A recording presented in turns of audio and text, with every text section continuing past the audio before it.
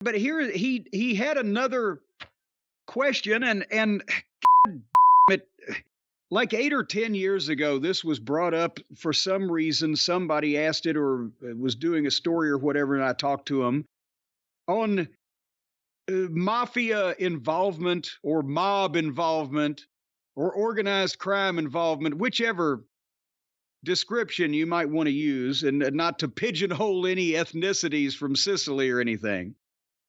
But how much of that there was in wrestling. And I don't know, Brian, do you remember, were we involved in that topic, or was that No. even longer I ago? don't remember anything about this. No. But that's the thing is, I mean, Sounds like there's Hollywood.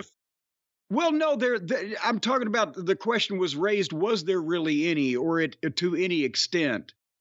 And yeah, there were people on the periphery of wrestling over the years, and I'm not an expert, I'm not going to call any names, who at some point may have been involved in. I mean, Danny Little Bear, for fun, you know that name, right? One of the top Indian stars, 60s and 70s.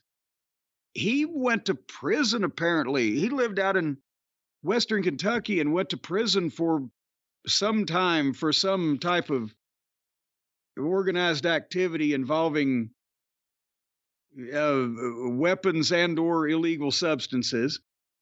But there's been no really, and I'm sure in Philadelphia or New York at a union building, or there's been people brushed up on it. I bet you we're going to get email after email saying, oh, well, in 1968, it was the union boss and the guy over here in Cleveland or whatever.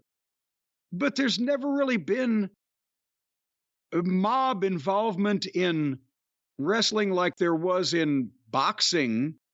It wasn't the same thing as managing a fighter that might go to the top of blah blah blah. It wasn't set up that way. Go ahead. What were you going to say? It wasn't, but actually the organized criminal element you're speaking of, part of their limited involvement in different places with wrestling, especially in the Northeast, was specific to boxing.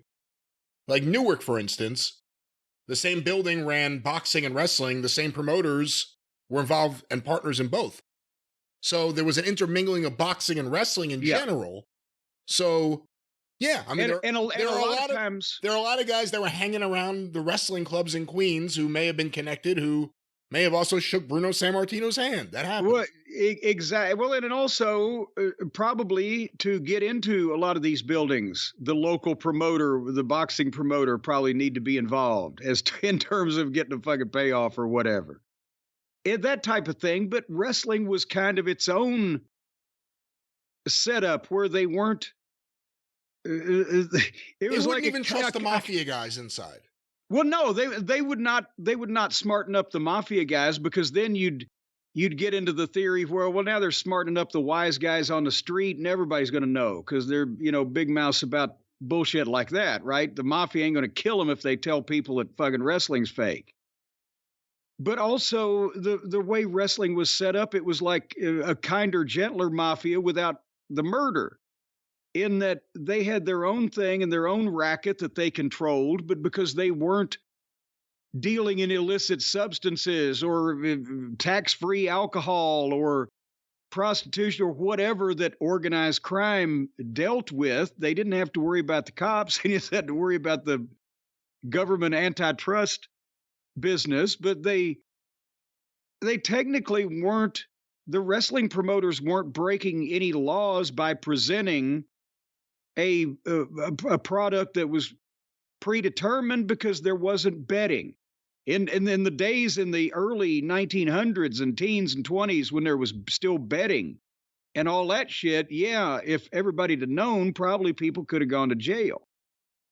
But by that point, it was the wrestling business was set up like this thing of ours. It's very tough to get into. There were fewer people smart to wrestling than there were probably working with or aligned with organized crime all through the 20th century. Yeah, and again, a lot of people, when you think of organized crime, they right away go to thinking of Italian guys from the Northeast. If you really look at what people were doing, there was lots of things that are associated with organized crime that other people were doing. Jackie Fargo was a bookie for how many years? Yeah.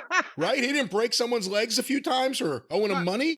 my place of business. No, we have no knowledge of Jackie Fargo breaking anyone's legs now. Not Right. outside of a wrestling. Exactly. He would have a friend do it. That's how it works, friends. That's the mafia. I didn't say anything about just saying Jackie was nowhere near when those things happened. But yeah, that's the thing, is that there wasn't a mafia control of wrestling, because wrestling was kind of already its own mafia, but there was, you bumped up in the same social circles every once in a while when you're also dealing with boxing and the arena, especially in the Northeast, Midwest in the old days. Yeah. Look, if Mickey Cohen's going to hang out at the Olympic for the boxing, he's also going to get to know the wrestlers, because the boxing and wrestling promoter were the same people. Yes. And the Olympic Auditorium Twitter account, if you follow it, they have great pictures of the Olympic through its history, but also includes, a lot of the wrestling posters or pictures or whatever history from that point. And they also do have, this celebrity or that guy at ringside or whatever. That's the shit I want Tony Khan to do. That's good for wrestling. Forget AEW. Just fund it and let someone else run it. Go buy some of these buildings that still exist that you could probably get pretty cheap, like the Olympic Auditorium, and take it and let the people there build them a church somewhere else and turn that back into an arena. Fix up some of these old buildings the way they do old movie theaters and make them work for wrestling. Well, but also now you sound hard-hearted to people who are not fully aware of what's going on over there. Well, kick them out of the church, the poor little Catholic orphans? No, it's the Olympic Auditorium has become some kind of Sun Young Moon church now. Is it the Moonies? I was about to ask you that. Well, I don't know. I don't want to be quoted, but it's not like a traditional church that people would think that orphans would be kicked out on the street if these people were relocated, for Christ's sake. For Christ's sake. See, I made a funny there.